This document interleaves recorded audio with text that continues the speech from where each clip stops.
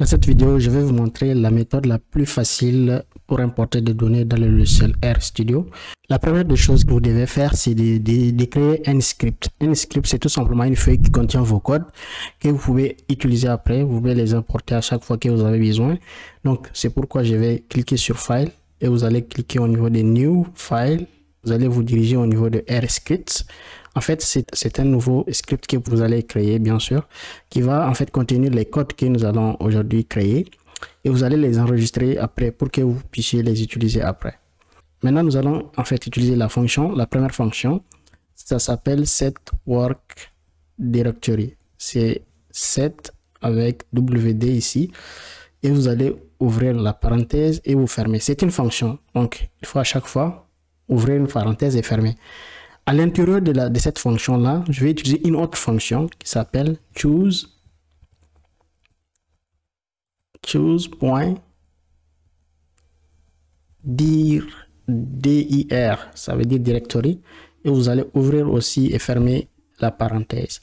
En fait, la première fonction que vous voyez ici, c'est pour fixer le dossier qui contient votre base de données. Et la deuxième va partir en fait chercher dans votre PC là où se trouve le dossier. Alors si je souligne ce code et je clique sur Run pour exécuter, vous allez voir que on va vous diriger par défaut en fait dans votre bureau si vous voulez. En fait, vous avez en fait beaucoup de dossiers. Vous allez parcourir pour chercher le dossier qui contient votre fichier. Pour moi, ça se trouve dans un document. Vous allez dérouler, je vais dérouler pour aller chercher un autre dossier. Le dossier qui contient mon fichier, c'est SPSS Courses. Je clique sur ça. Et une fois que je clique sur ça, je me rends compte que le nom va apparaître ici. À ce moment, je clique OK. Ce qui s'est passé en fait, c'est que on est en train de fixer le dossier qui contient la base de données. Une fois que vous faites ça, vous allez importer un package qui s'appelle Read Excel. Pour moi, ma base de données, en fait, c'est un fichier Excel. Dans tous les cas, vous pouvez facilement voir l'extension. En fait, si vous ouvrez en fait le dossier contenant votre fichier, essayez de regarder votre fichier si ça se termine par l'extension XLSX. Si ça se termine par cette extension, ça veut dire que c'est un fichier classeur Excel. Si vous ne trouvez pas l'extension, c'est facile. Il suffit d'aller au niveau des affichés et vous allez voir quelque part extension de nom de fichier. Il faut que vous cochez ça. Vous voyez, si je décoche, en fait, vous allez voir qu'il n'y a plus les extensions. Si je coche le carré, vous allez voir que l'extension va apparaître. Mon fichier est un fichier classeur Excel ici, donc ça se termine par l'extension .xlsx. Si c'est un fichier CSV, vous allez voir l'extension va être CSV. Voilà, maintenant nous allons utiliser en fait une fonction qui s'appelle librairie pour importer le package qui va nous aider à le faire. Le package qui va nous permettre d'importer le fichier, ça s'appelle Read Excel. Donc je vais utiliser la fonction librairie. Et à l'intérieur de cette fonction, je vais appeler en fait tout simplement le package Read Excel. En fait, si vous n'avez pas ce package, c'est facile d'installer le package. Vous allez voir ce cadran là, vous allez voir quelque part package. Je peux cliquer installer et vous allez donner le nom Read Excel comme ça. Si vous cliquez sur installer, vous allez installer ça. D'accord?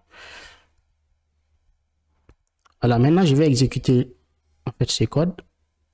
En ce moment, en fait, tout simplement, le package a été importé. Ce package contient une fonction qui va me permettre d'importer le fichier Excel.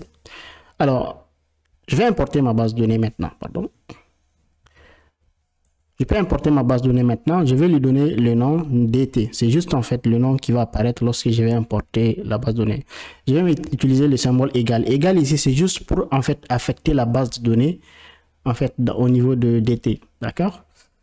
Et maintenant, je peux utiliser la fonction read